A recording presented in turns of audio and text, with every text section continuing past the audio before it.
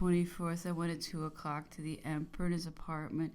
He had sent for my atlas. In the morning, I found him finishing his examination of the map of Russia and of that part of America adjoining the Russian establishments. He had suffered and coughed a great deal during the night. The weather had, however, assumed a mild appearance. While he was dressing to go out, he often dwelt upon the happy idea of the atlas, the merit of its execution, and the immensity of its contents. He concluded, as usual, with saying, "What a collection, what details, how complete in all its parts."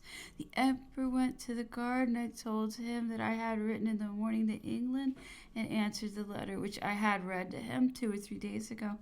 "Your English family," he then observed, "seem to be very good kind of people. They are very fond of you, and you appear very much attached to them." I answered, "Sire, I took good care of them in France during their 10 years of captivity, and they had taken care of me in England during my 10 years of emigration. It is altogether the hospitality of the ancients which we exercise towards each other. I rely upon them in every respect, and they are at liberty to dispose of all I possess." "This," said he, "is a very happy connection. How did you obtain it? To what are you indebted for it?" I then told him how I became acquainted with this family. Never was the plank by the assistance of which an unfortunate person after shipwreck preserved his life dearer to him than this family to me. There are, sire, no favors, no treasures which can compensate the kindnesses I have received from it, and the happiness it has conferred upon me. When the horrible excesses of our revolution compelled us to take refuge in England, our emigration produced the liveliest sensation in that country. The arrival of so many illustrious exiles, their past fortunes, and their actual forlorn condition were impressed upon every mind and filled every heart. They became the subject of consideration in political assemblies, in places of divine worship, in fashionable circles, and in private families. That catastrophe agitated every class and excited every sympathy. We were surrounded by a generous and feeling multitude. We were the objects of the most delicate attentions and of the most substantial favors. Such, it must be acknowledged, was the affecting sight held out by a vast portion of English society, even in spite of the difference of opinions. It is a testimony due from our gratitude to the truth of history.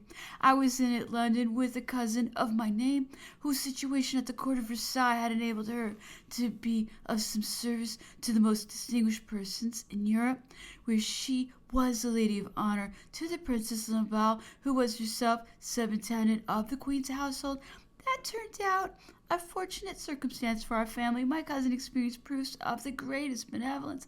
A great number of persons were eager in making a tender of their services, and among others, a certain young couple. The wife was charming and distinguished for the elegance and nobleness of her manners. The husband was of an easy temper, of a mild and honorable character. Their house was almost instantly open to my cousin and all her relations, who had every reason to find themselves as much at their ease there as if they had been in their own families. This worthy couple took every occasion to oblige and to be of use to our refugees. Their house was frequented by the most distinguished emigrants. A great number of us there contracted a debt of gratitude which, notwithstanding all its extent, I should not despair of paying were I alone left to discharge it. I shall leave it as a legacy to my children, who, if they resemble me, will look upon it as sacred and deem themselves happy in redeeming the obligation.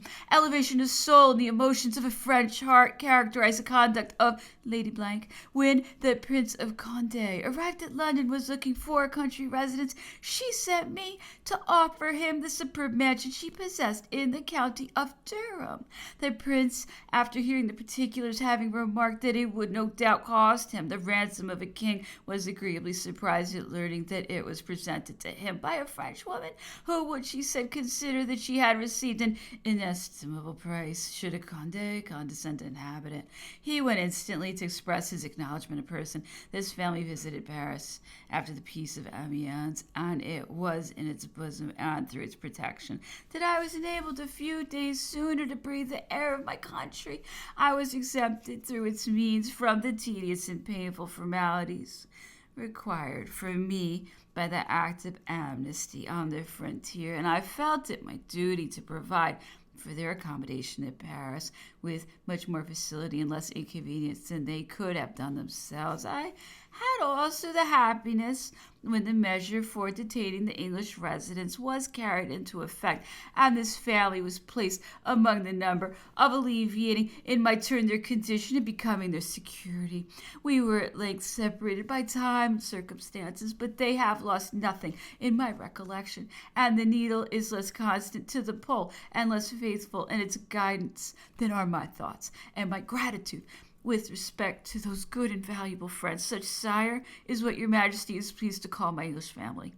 We had, however, during my relation, walked to the stable and called for the calash. The emperor ordered it to take us up at the bottom of the wood. We waited for it a long time because Madame de Montsalon was seized with a sudden indisposition. Her husband came to apologize for the delay, and the emperor made him get in. The conversation turned during our ride upon General Joubert, whose brother-in-law and aide-de-camp Monsieur de Montsalon had been. Joubert, said the emperor, entertained a high veneration for me. He deplored my absence at every reverse experienced by the Republic during the expedition to Egypt. He was at that time at the head of the army of Italy. He had taken me for his model, aspired to imitate my plans, and attempted to accomplish nothing less than what I afterwards effected in Brumaire. He had, however, the Jacobins to assist him. The measures and intrigues of that party to place the means of executing that grand enterprise in his power had raised him to the command in Italy after the disasters of Scherer, of that Scherer who was an ignorant peculator and deserving of every censure. But Joubert was killed at Novi in his first encounter with Suvarov. Any attempt of his at Paris would have failed.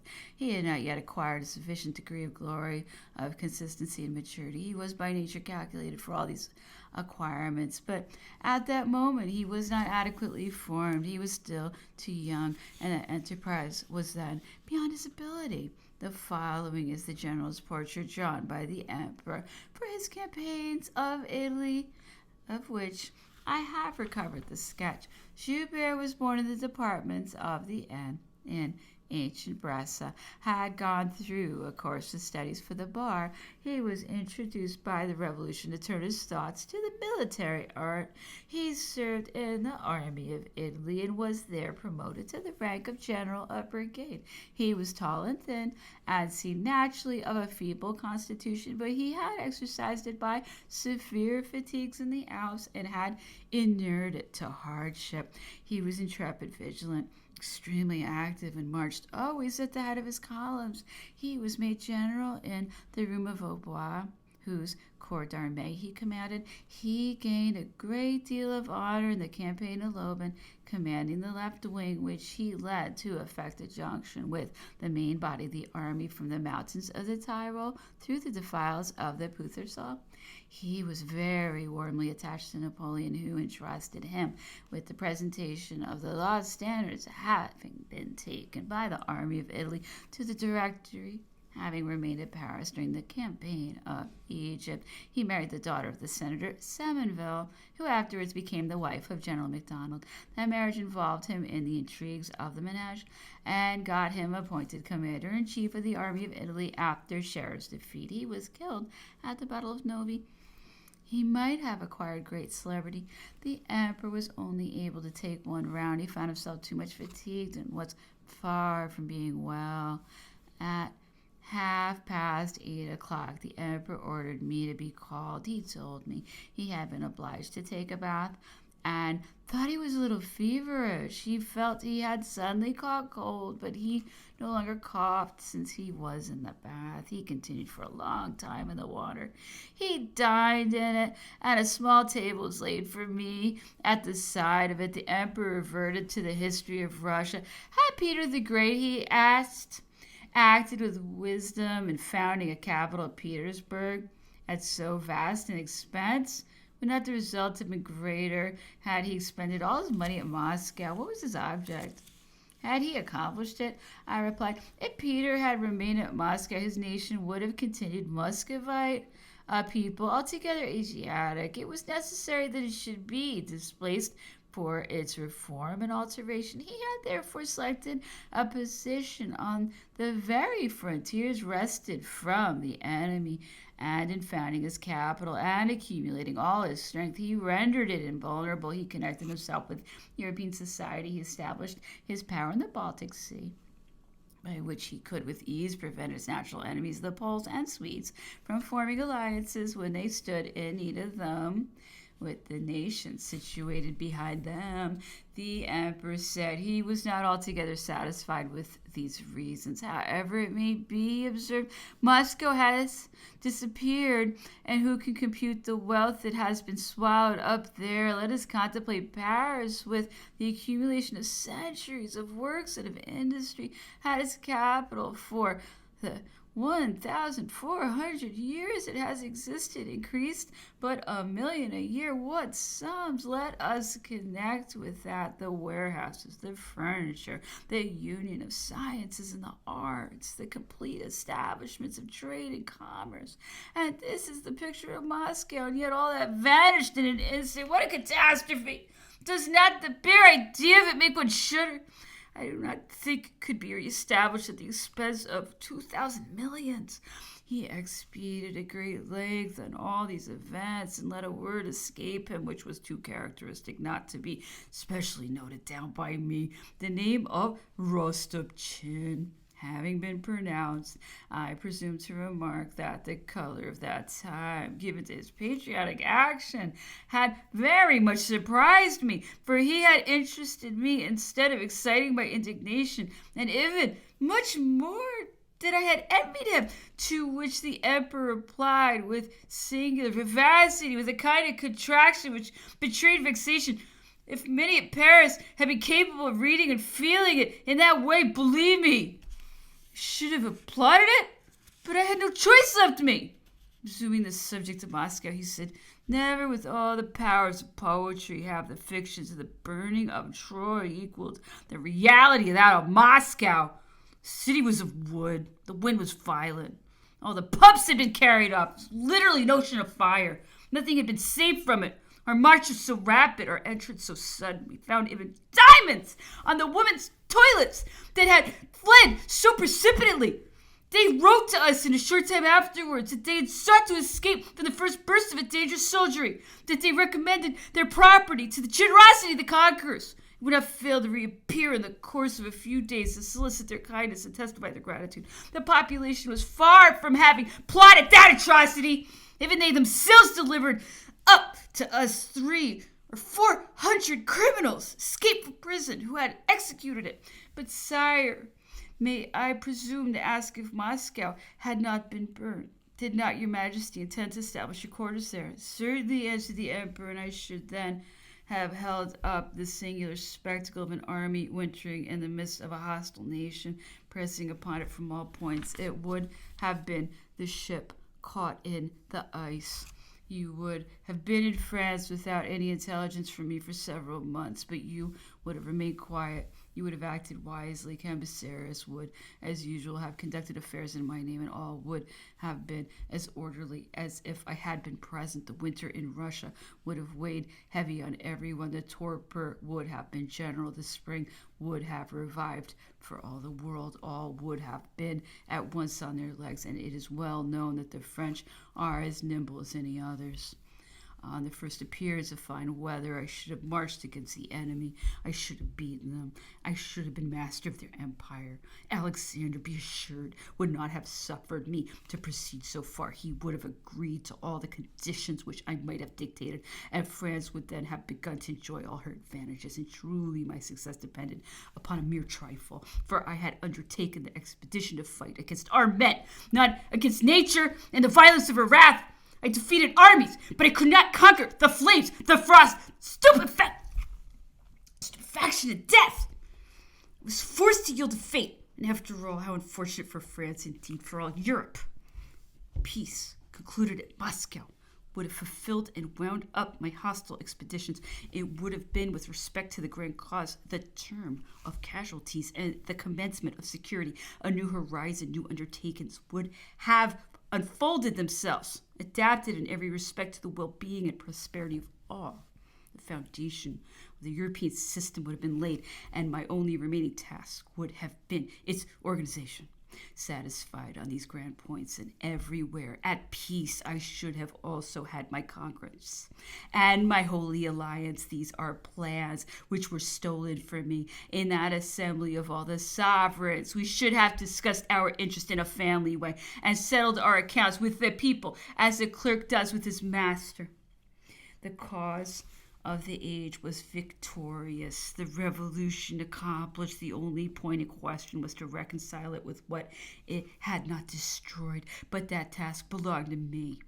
I had for a long time been making preparations for it, at the expense perhaps of my popularity. No matter. I became the arch of the old and new alliance, the national mediator between the ancient and modern order of things. I maintained the principles and possessed the confidence of the one. I had identified myself with the other. I belonged to them both. I should have acted conscientiously in favor of each. My glory would have consisted in my equity.